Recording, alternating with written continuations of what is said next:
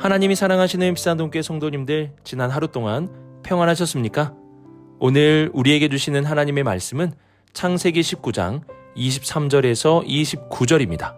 하나님의 말씀을 함께 읽겠습니다. 롯이 소알에 들어갈 때에 해가 돋았더라.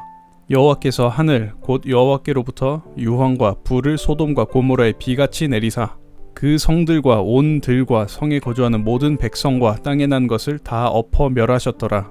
롯의 아내는 뒤를 돌아보았으므로 소금 기둥이 되었더라.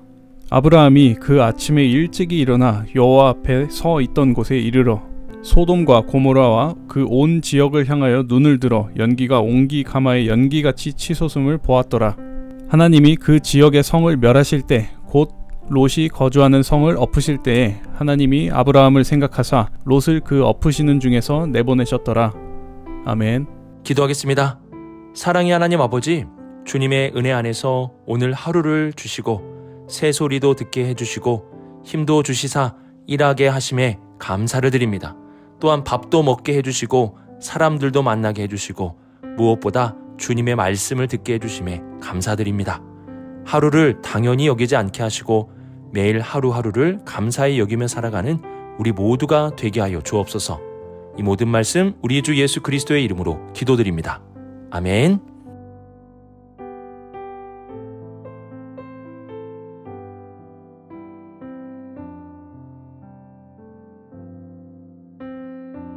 (23절을) 보시면 롯이 소알에 들어갈 때에 해가 돋았다 라고 말씀합니다. 그리고 어제 말씀 15절 보시면 동틀 때에 라는 시간이 나오는 것을 볼 수 있는데요. 중동 지역에서 동이 트고 해가 돋을 때까지의 시간은 약 한 30분 정도라고 합니다. 롯이 소돔에서 지체할 때는 하나님의 심판이 정말 코앞에 와 있었던 것입니다. 감사하게도 하나님의 자비하심으로 천사들이 롯과 그의 가족의 손을 잡아 끌어내 주었고 이들이 소돔을 빠져오게 된 것입니다. 그리고 24절을 보시면 바로 그 순간 여호와께서 곧 하늘에서 유황과 불을 소돔과 고모라에 비같이 내리셨다고 말씀합니다. 그 심판의 결과 25절을 보시면 성들의 온 들과 성에 거주하는 모든 백성들과 땅에서 난 것들을 다 엎어 멸함을 받게 되었다라고 말씀합니다. 불과 30분 사이에 여호와의 동산과 같았던 소돔 땅은 한 줌의 재가 되어버렸습니다. 우리가 볼 때는 갑자기 30분 사이에 일어난 심판처럼 보이지만 하나님은 그 시간의 때를 정하셨고 그 때가 되자 지체하지 않고 심판을 내리셨습니다. 우리의 측면에서 보면 갑자기 그 심판이 일어난 것 같지만 하나님의 측면에서 본다면 정해진 때에 지체하지 않고 심판이 내려지게 된 것입니다. 이렇게 심판의 시간은 우리의 측면에서는 갑자기이고 하나님의 측면에서는 때가 차면 지체하지 않는 것입니다. 그래서 예수님은 산자와 죽은 자를 심판하는 재림의 시간도 이와 같다고 말씀해 주셨습니다. 우리의 측면에서는 갑자기 심판의 날이 이르게 될 것입니다. 그래서 어떤 사람은 맷돌질하다가 들림받기도 하고 어떤 사람은 일하다가 집에 있다가 들에 있다가 등등 일상의 삶을 사는 순간 갑자기 그날이 임하게 될 것입니다. 그러나 분명한 것은 우리의 측면에서는 갑자기이지만 하나님의 측면에서는 그 때가 찼기에 지체되지 않고 이루어지게 된 것입니다. 우리는 이러한 심판의 시간을 잘 기억해야 합니다. 하나님의 심판은 오늘 갑자기 일어날 수도 있고 내가 잠잘 때 또는 일할 때 커피숍에서 이야기할 때 누군가 다툴 때 누군가와 사랑을 나눌 때 우리의 일상의 순간에 갑자기 그날이 이르게 될 것입니다. 그리고 그 날이 되는 순간 하나님은 지체하지 않고 이 모든 것을 이루실 것입니다. 그래서 예수님은 늘 그날이 있음을 알고 준비하는 마음을 가지고 살라라고 말씀하셨습니다. 갑작스런 심판을 준비한다는 것은 불안해하면서 벌벌 떨면서 그날이 언제 이를지 두려움으로 기다리는 것이 아닙니다. 오히려 그날에 내가 주님 앞에 부끄럽지 않도록 오늘 하루를 살고 그날의 주님을 기쁘게 만날 수 있도록 오늘 하루를 잘 준비하면서 사는 것입니다. 또한 오늘 하루가 나에게 주어진 가장 소중한 하루임을 기억하면서 감사하며 살아가는 것입니다. 마치 신랑을 만나는 신부가 자기 자신을 단장하는 것처럼 매일 하루하루를 기대감과 설렘, 그리고 주님 보시기에 아름다운 모습으로 준비하며 살아가는 것입니다. 불과 30분 만에 갑자기 심판이 이르렀습니다. 그때가 되자 지체되지 않고 하늘에서 불과 유황이 쏟아졌습니다. 이것이 바로 하나님의 심판의 시간입니다. 그러므로 우리 모든 성도님들, 이러한 심판의 시간이 있음을 기억하며 하루하루를 소중하게 여기시고 주님 보시기에 부끄럽지 않는 하루, 주님을 기쁘시게 하며 준비할 수 있는 복된 하루가 되시길 주님의 이름으로 축복합니다.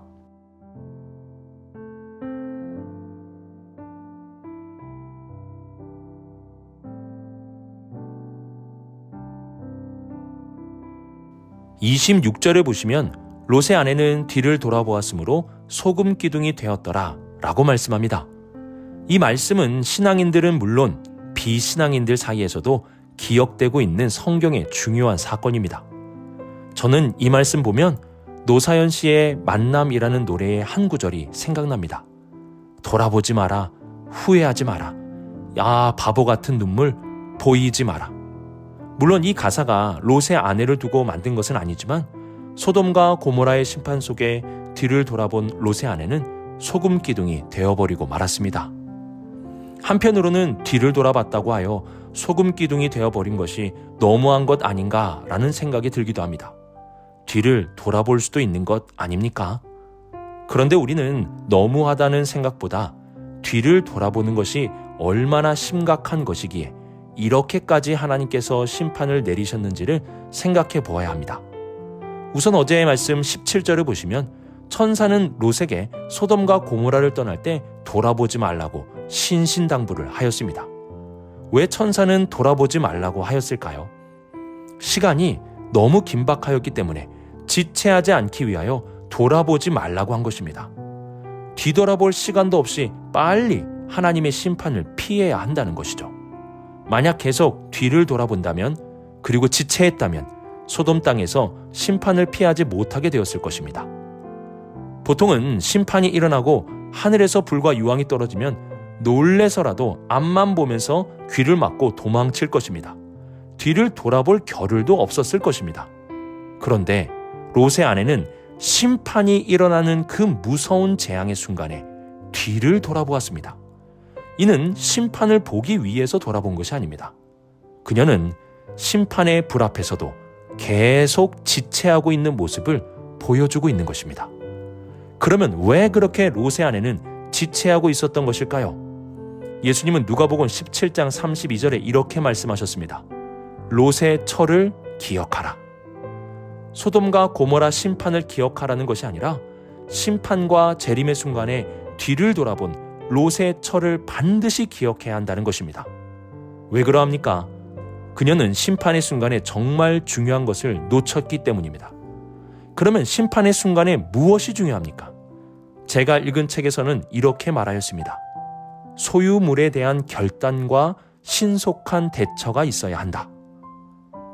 이 말은 심판의 순간에 우리를 심판의 불 가운데로 몰아넣는 것은 소유물에 대한 집착이라는 것을 말해주는 것입니다. 내가 가진 물질의 욕심, 이러한 것이 재림의 날에 가장 큰 걸림돌이 될 수 있다는 것입니다. 재물은 소중한 것입니다. 그런데 재물에 집착하는 순간 재림의 날에 계속 뒤를 돌아보며 지체하게 될 것이고, 그 지체함으로 인하여 심판을 받을 수도 있게 되는 것입니다. 우리는 오늘부터 재물에 집착하지 않도록 훈련을 해야 합니다. 어떻게 훈련하면 됩니까? 먼저는 재물에 집착하지 않기 위해서 재물이 나를 살게 하는 것이 아니라 하나님이 나를 살게 하시는 분임을 고백할 수 있어야 합니다. 그리고 콩 한 쪽도 나누어 먹을 수 있는 나눔의 삶을 실천할 수 있어야 합니다. 재물은 필요하지만 집착하는 순간 재물이 나의 하나님이 되어버릴 수도 있습니다. 우리는 소돔 땅의 재물에 집착함으로 뒤를 돌아본 롯의 철을 기억해야 합니다. 재림의 날에 우리의 발목을 잡는 것은 재물입니다. 그러므로 오늘 하루도 하나님이 나를 살게 하시는 분이라는 소중한 믿음의 고백과 나에게 주어진 것을 나누면서 재물에 집착하지 않는 삶을 살아가서 심판의 날에 뒤를 돌아보지 않는 우리 모든 성도님들이 되시길 주님의 이름으로 축복합니다.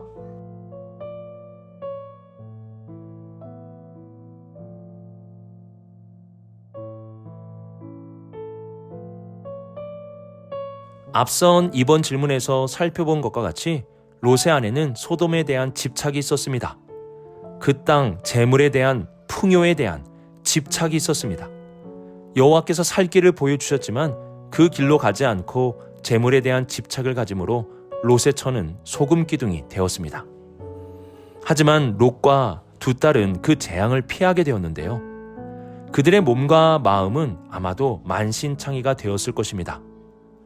너무 크게 놀라서 머리는 하얗게 되었을 것이고 사랑하는 아내와 어머니와 함께 탈출하지 못한 그 속상함, 결혼을 약속한 남자들이 비웃고 농담으로 여김으로 그곳에서 나오지 못했다는 그 모든 것들이 큰 충격으로 다가오게 되었을 것입니다.